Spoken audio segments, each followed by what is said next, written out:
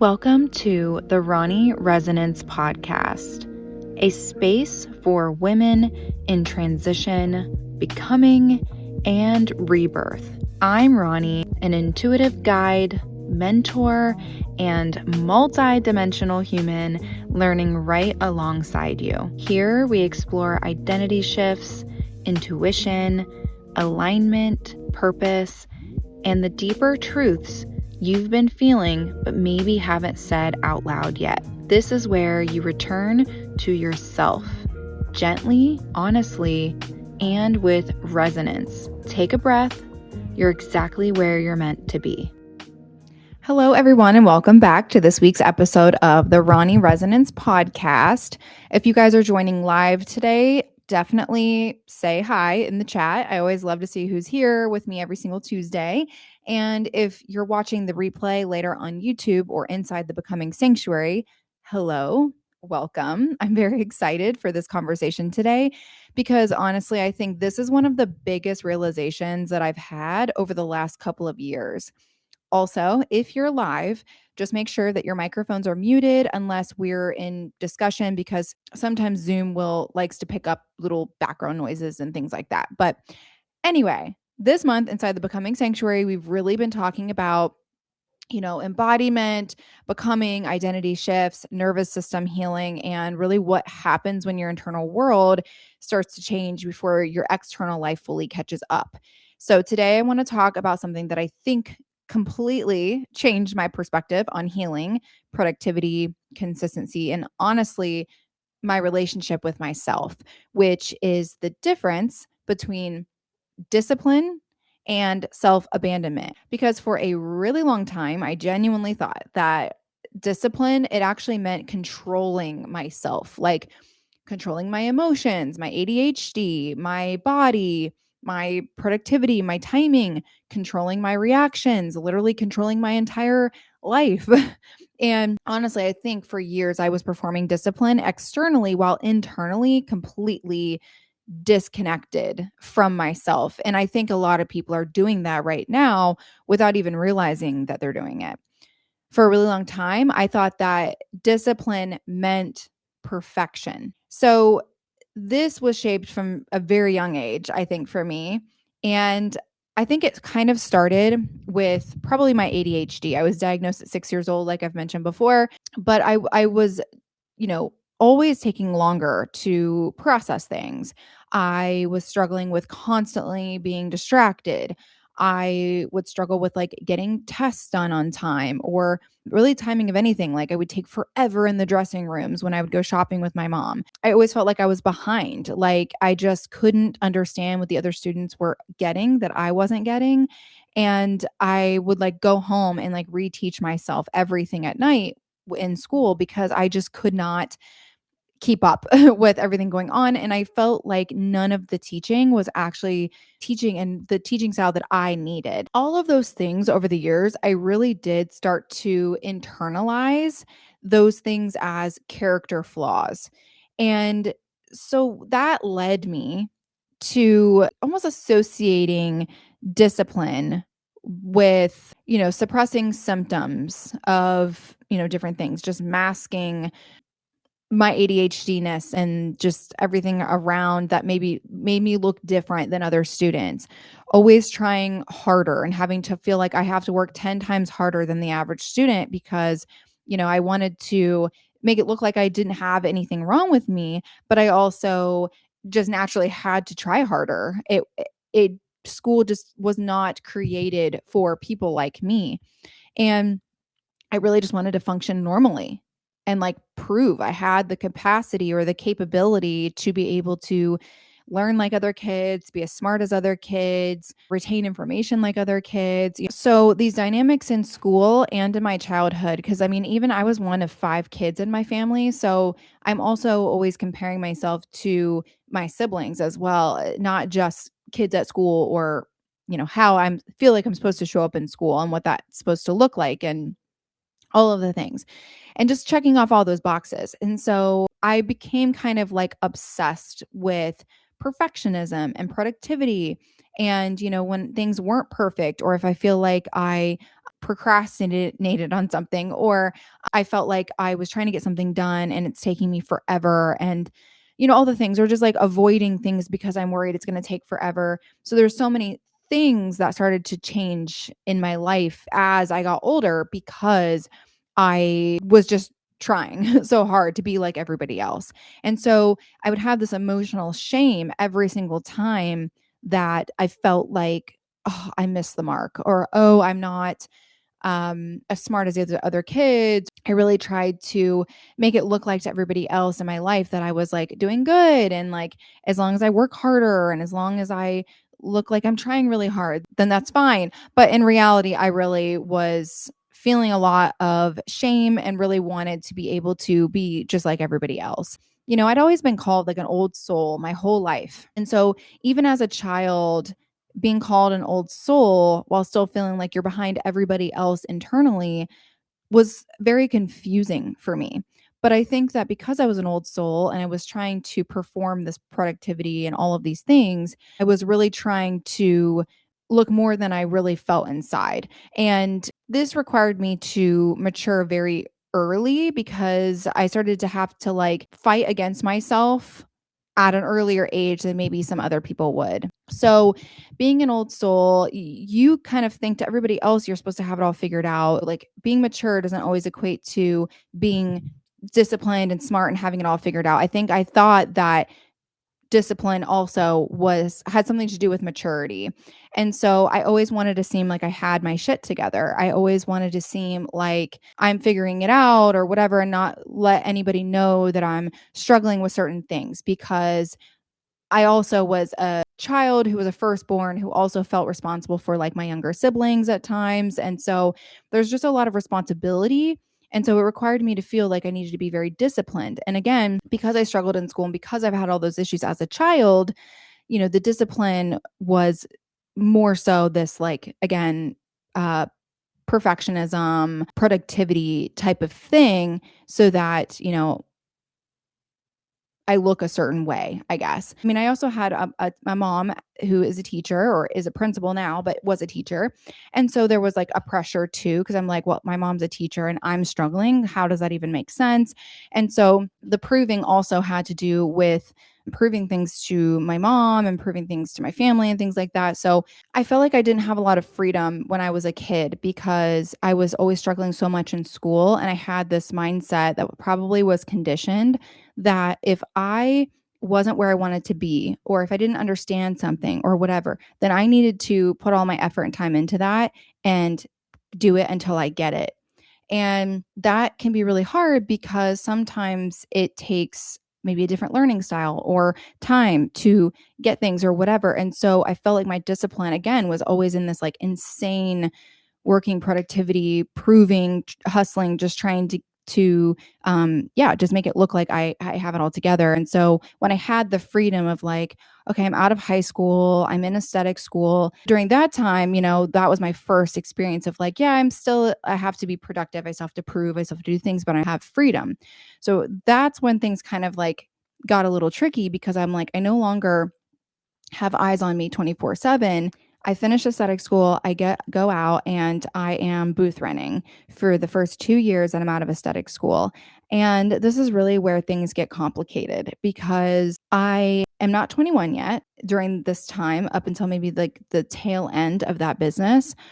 But I had a lot of people who were like still back at home, like still partying, still having fun. And I was already a business owner at like 18 years old.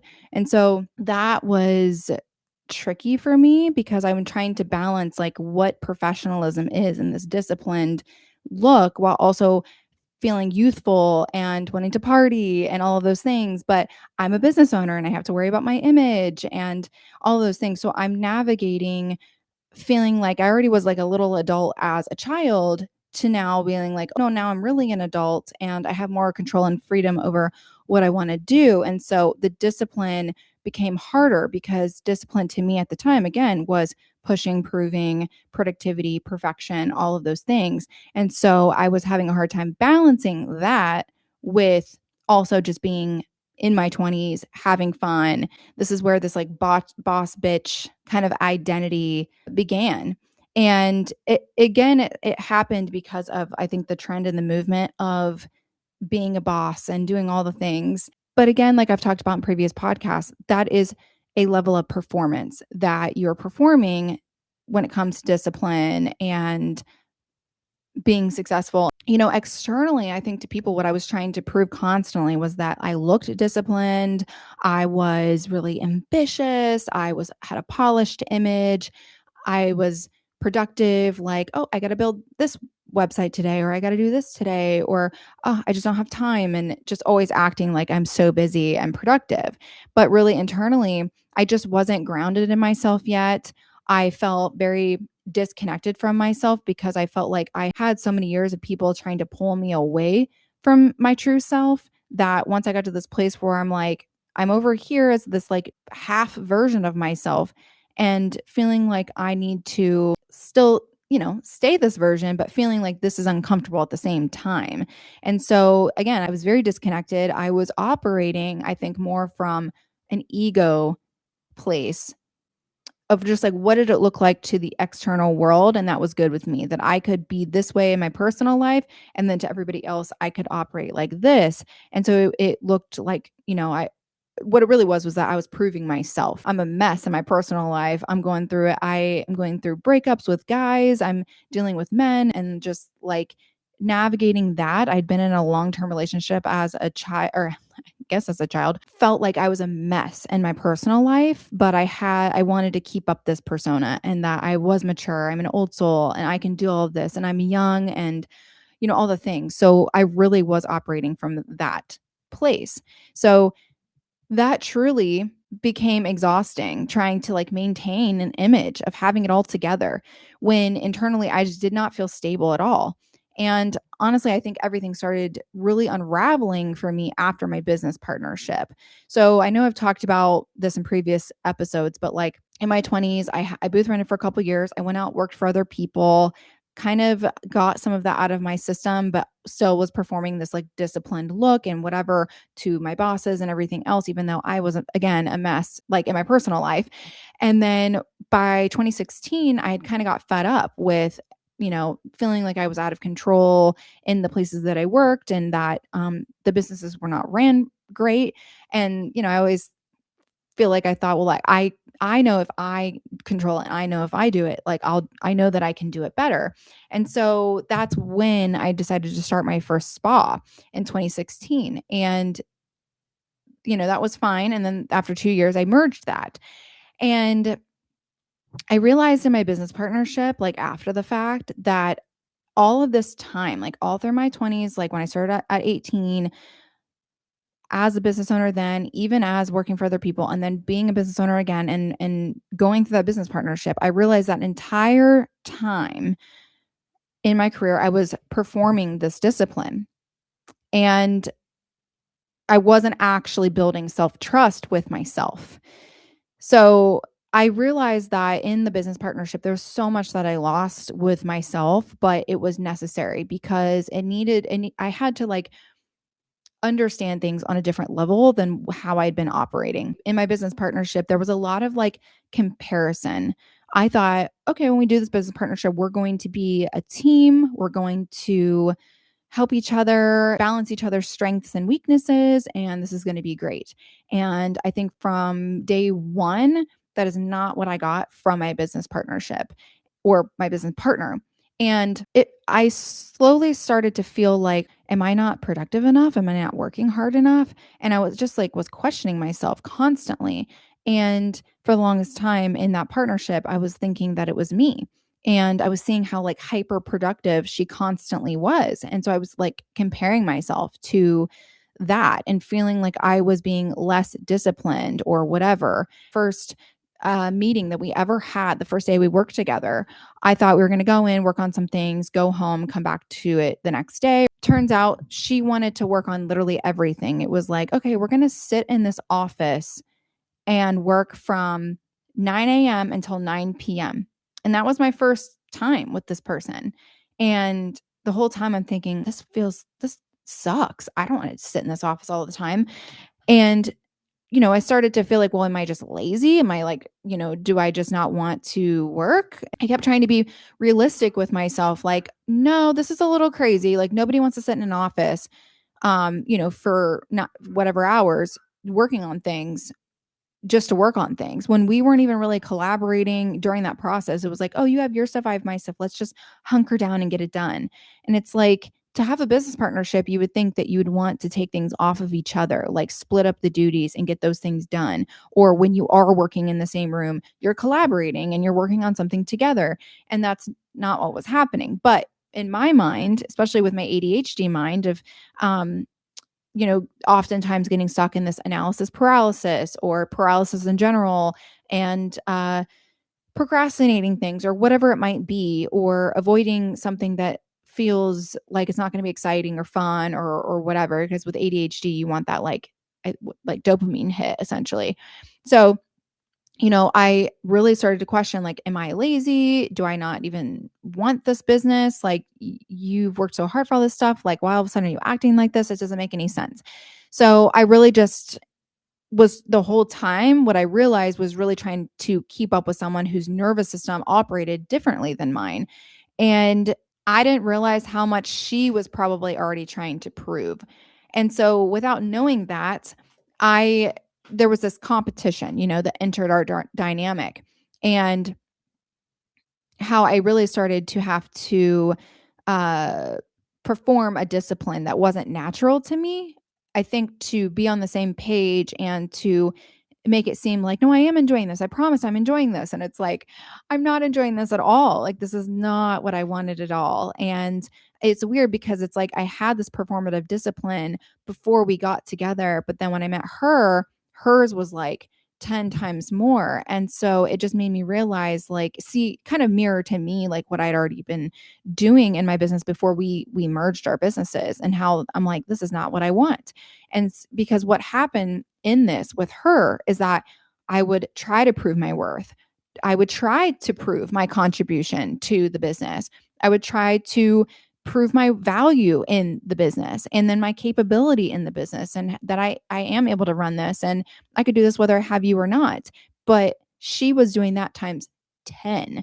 And so what ended up happening was that I started having burnout. I would have these like emotional breakdowns. Like, I would just feel like, okay, I'm going to work. I feel really good. And then I would be like drained for weeks, that burnout that comes in, because it was like I would work, try. And then I would hit a wall, and then it would be like, oh, and then I would regain my energy and I work. And it was just constant. And so then I started to feel this like resentment towards the situation, because I was emotional. I was burnt out. I felt like I wasn't in balance. I felt like I was really exhausted all the time. Like, I would have this dread, like I said, before going to work, and just feeling like my nervous system was dysregulated. Like, I would be on the outskirts of town where my business was, and I would have major anxiety before going to my business. And I'm like, this is my business that I created. Why do I have anxiety going to my business?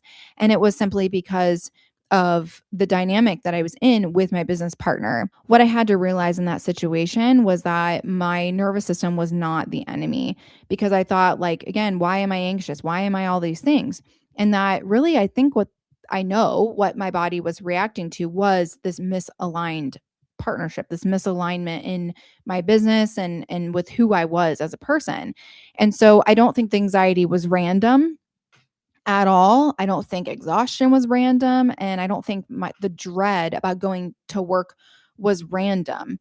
I really do think that once I left my business partnership, when I realized I had this immediate nervous system relief, and like how much that environment affected me, it all made sense to me. Like, the relief I had the day that I made the decision to leave, and coming to the realization I wasn't going to be in that dynamic anymore. And I talked last episode about medication, because I thought, again, I was something that needed to be fixed. And it did help me initially, but I did eventually realize it really did disconnect me from my intuition, and I became super complacent. So it was like, as much as I'm proving, there's also this other part of me that's kind of just like aloof and complacent. And so my nervous system was actually trying to communicate with me that whole time. And I just I couldn't correlate it together. Like I couldn't logically pick up on it, but I also couldn't like intuitively understand it while also intuitively understanding, yeah, what was going on in my body. So that was something that was a big thing where I was still on the medications when I left, but I had this nervous system like realization and I'm still on meds. And then I'm like, oh, so that means it was just that. And I don't even need to be on these medications. So that was like a weird, and not that I didn't need it at all. I mean, I was definitely, in 2020 is when I started therapy while I was in this business partnership because I genuinely thought something was wrong with me. Now, was there tons of stuff I needed to heal from childhood? Yes. But in that process of healing stuff from childhood, also going through that experience and then also getting on medication, it was kind of the perfect storm. I think one of the biggest realizations I've had through all of this is that the more I forced myself, the harder everything became. And so it was like I was forcing myself in a dynamic. So I was like, okay, I'm not happy. I got to go to therapy. I got to get medicated. I got to do these things to make this work. What I realized was that, yeah, you need to work on yourself for sure. There's healing that needs to be done. But the way you're feeling in this dynamic isn't necessarily because you need therapy or because you need to be medicated or something's wrong with you.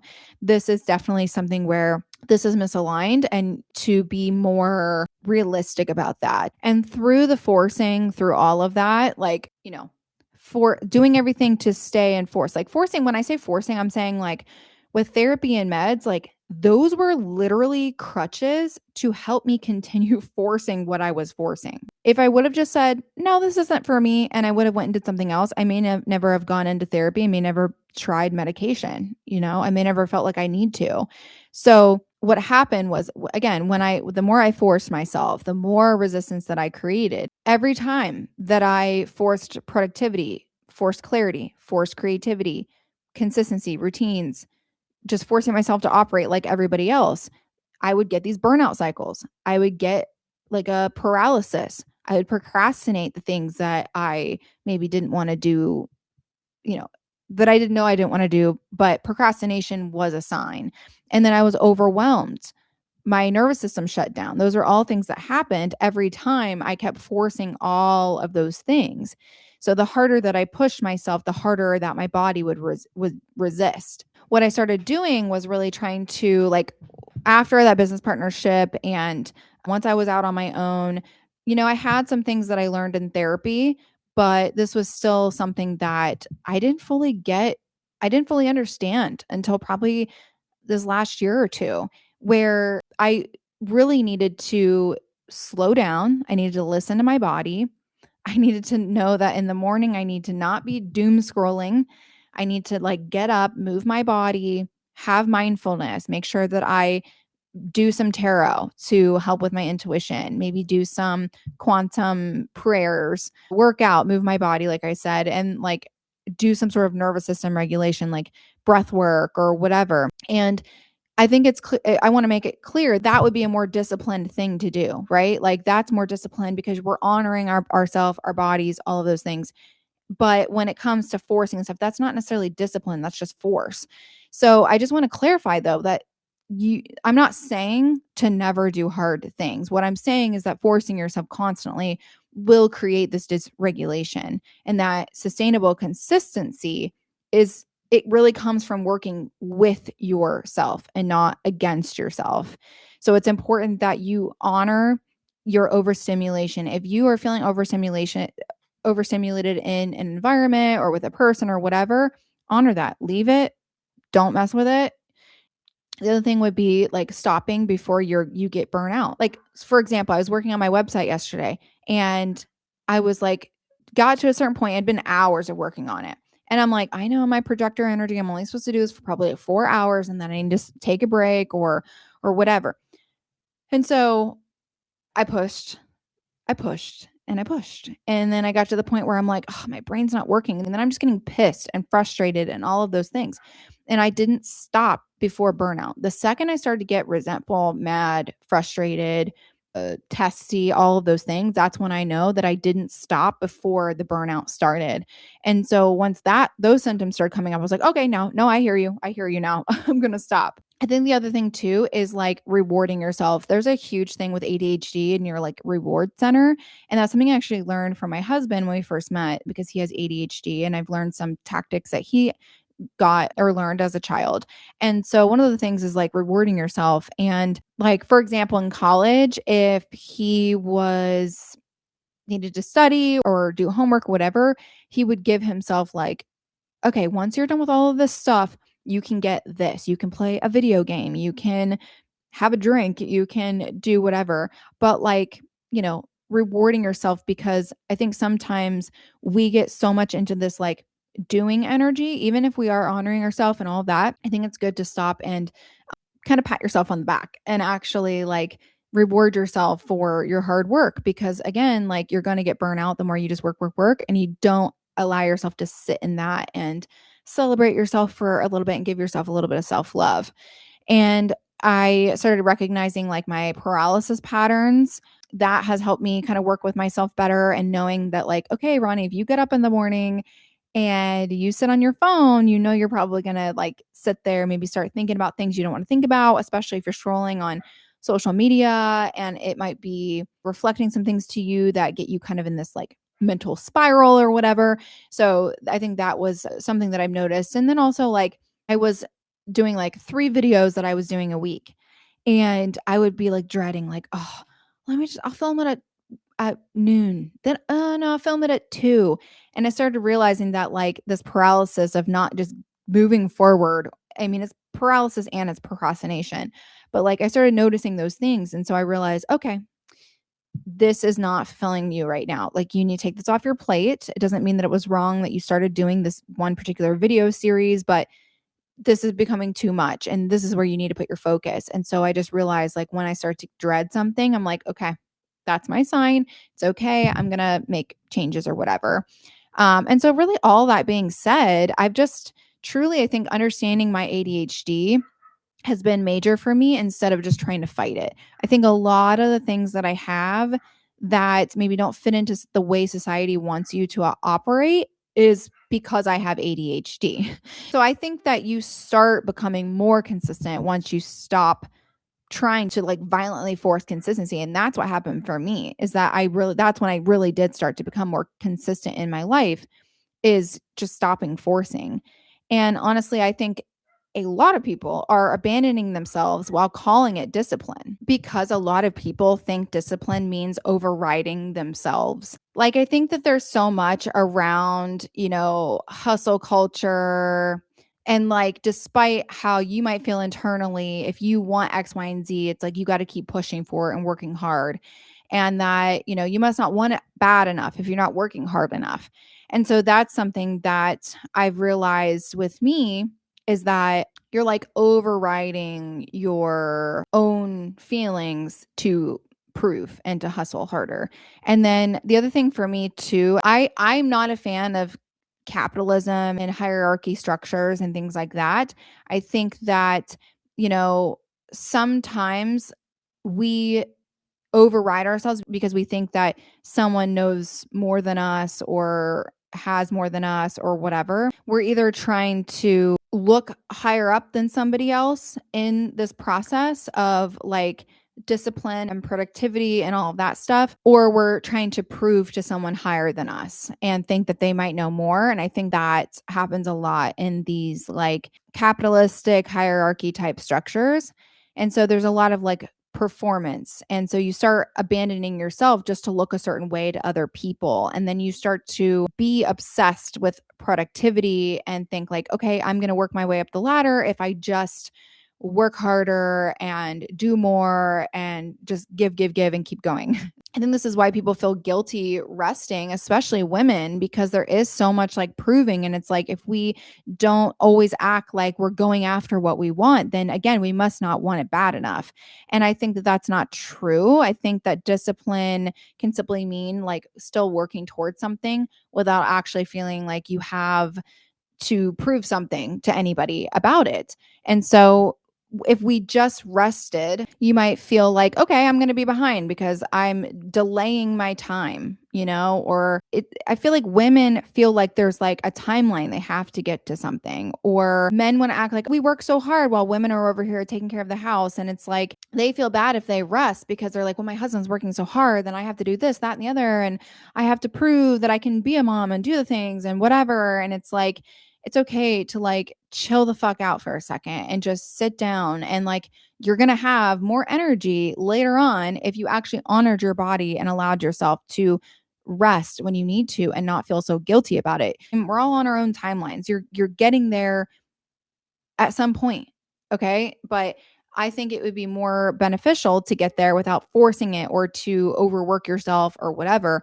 I feel like if you honored yourself through that, it's going to feel so much better when you get to the finish line than just constantly pushing and not actually honoring your body. A lot of us ignore those body signals. We override our exhaustion. We say yes when we mean no. And we constantly keep pushing through. And honestly, this is really funny. Before recording this episode today, I pulled some tarot cards. The first tarot card that I pulled was I was asking what people needed to understand about discipline right now, because I really like to see what themes are collectively coming up. Because again, I'm talking to all of you, and I think discipline is a huge thing because of hustle culture and because of all of those things. And these cards, I pulled more than just one, but these cards were honestly incredibly aligned with this conversation. So the very first thing that I asked was, what do people need to understand about discipline right now? And I pulled the Five of Swords in reverse. And to me, that card immediately felt like discipline should not feel like this inner warfare, because I think a lot of people have been taught that discipline has to feel harsh. It has to feel like conflict, tension, force, punishment, and just like constantly overriding yourself. And honestly, I think a lot of people are abandoning themselves while calling that discipline. I think people are staying in these like misaligned environments. They're overriding their bodies. They're ignoring as exhaustion, forcing productivity, suppressing their emotions and how they really feel on the inside, and just pushing through burnout. And really, I think in thinking that's what strength looks like.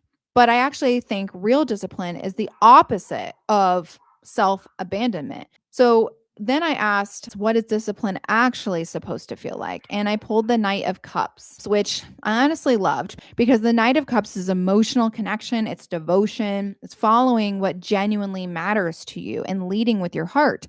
And I think that's what aligned discipline actually feels like. It's not punishment, it's not hyper control or robotic productivity, but it's self devotion, it's self respect, and honoring yourself enough to like consistently choose what actually supports your well being and your future. And then I asked, where are people confusing self punishment with discipline? And I pulled the Sun card. And this is honestly so interesting to me because I think people almost distrust discipline that feels good. Like if discipline feels peaceful or joyful or sustainable or nourishing, people almost think it's like it doesn't count. Like suffering has become proof that you're trying hard enough. And I think that's one of the biggest distortions that we've normalized in hustle culture, because discipline should eventually create more vitality, more clarity, peace, more stability, not disconnect from yourself completely. So then I asked, what does discipline look like when it comes from self-trust instead of fear? And I pulled the Five of Wands. This card, honestly, I think it says everything, because the Five of Wands is tension, competition, proving yourself, constantly fighting for your worth, your validation, fighting really yourself internally. But reversed, it feels like that fighting starts just dissolving. Like you stop competing with everybody else and you stop trying to force yourself into systems that don't work for you, and you stop consistently operating from fear, urgency, comparison, and self punishment. And instead, discipline becomes self trust. it becomes, I trust myself enough to consistently support myself. And honestly, I think that's the difference between discipline and self-abandonment. Also, something else that felt really synchronistic today was when I opened my Insight Timer app this morning to do like some breath work. And the quote of the day was, "Hope is discipline."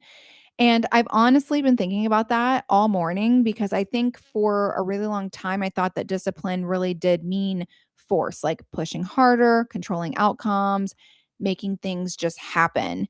But now I think that discipline is also the ability to remain connected to your hope while things are still unfolding. And after looking more into that quote, one of the things that Miriam Kaba talks about is that hope is not just an emotion, it's a practice.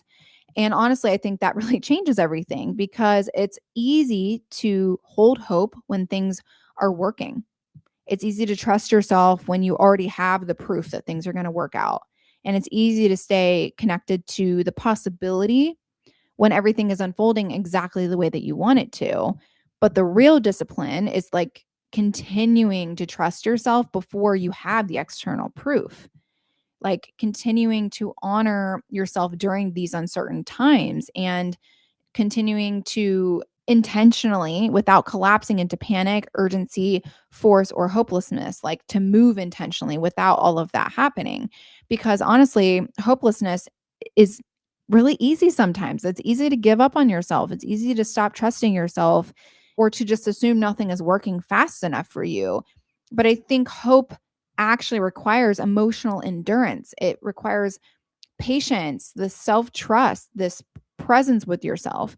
And I honestly think that's a form of discipline as well. I think real discipline is being consistent, no matter what that looks like, but being true to yourself and having that self respect, doing disciplinary things that you need to be doing or that you should be doing in a sustainable way and not through force.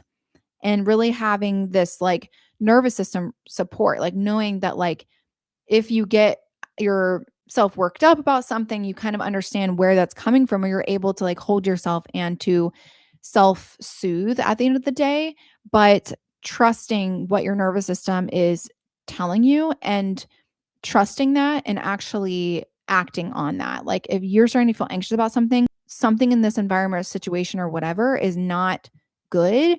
And your body is trying to tell you, and to honor what your nervous system is telling you and honor your nervous system by pulling yourself out of those environments that are disrupting you, but also, again, knowing how to calm yourself when needed. So, healing does not magically make you consistent with everything in life. Like, just because I went to therapy doesn't mean that I just became consistent. But I think once I became aligned in my life, it removed this like resistance of like forcing and nothing happening. But it's important to know that being an embodied person is through making conscious aligned choices. And I think that's important because I think people think that like embodiment again is this perfectionism, it's this thing that we have to get to, it's whatever. And it's just about making sure that you're always making these conscious aligned choices that are in align with your highest self. It's not always going to look perfect or what other people want you to do. It's really just about consciously knowing what's best for you and making those choices. And again, like having sustainable embodiment. You're not trying to force or be something that you're not.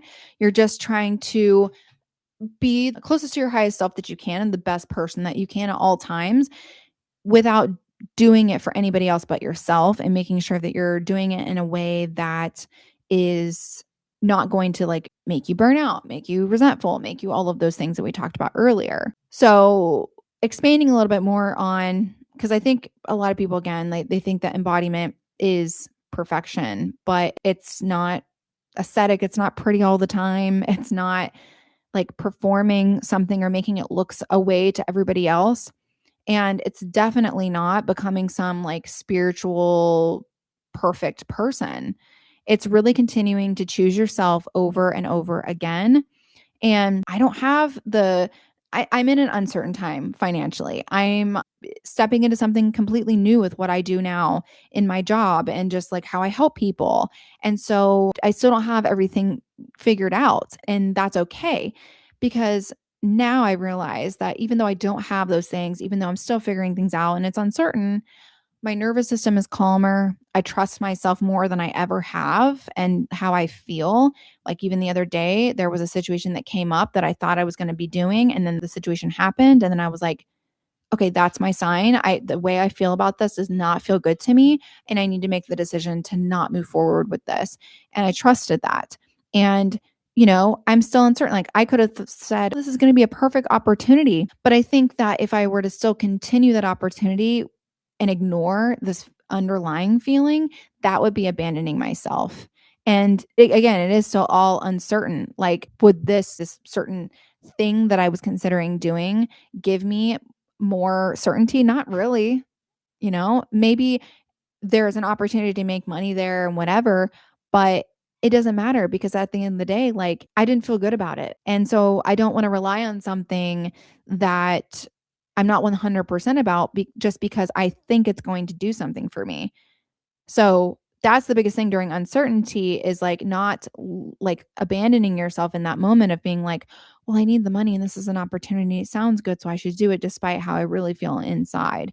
I don't do that anymore. I just trust if I have a thought, a feeling, whatever, and I have to make a decision with that, I make it based on that feeling, despite logically what's coming in. So I think the biggest thing that I've realized lately is that real discipline is not controlling yourself. It's really learning how to actually support yourself, like building that self trust, learning your body and like what it's telling you, understanding your nervous system and how it works with you, and honoring your capacity, like not doing too much or realizing when it's time to stop. And it's recognizing when something feels deeply misaligned instead of forcing yourself to just stay in it because you just think you should. And honestly, I think embodiment is much simpler than people make it. I don't think embodiment is perfection. I don't think it's about aesthetics and the way it looks or performance. It's not about becoming some flawless version of yourself. I think it's about simply continuing to make conscious choices that are aligned with who you truly are. That doesn't mean perfectly. It doesn't mean you have to be consistent every single day. And it doesn't mean that you have to be in some, again, hyper disciplined robotic way. It's just honestly. And I think that's where sustainable discipline actually begins. So, in the extended episode, I really want to go deeper into what this has actually looked like in my life, especially having ADHD. I've gone through burnout with routines, nervous system regulation, business, spirituality, and learning how to work with myself instead of constantly against myself. And I also want to go deeper into some of the other tarot cards that came up in today's tarot reflection because I think that they really connect really deeply to creativity, abundance, burnout, embodiment, and what happens when you stop constantly forcing yourself through life. So I'm going to head over to the extended episode and I hope to see you there.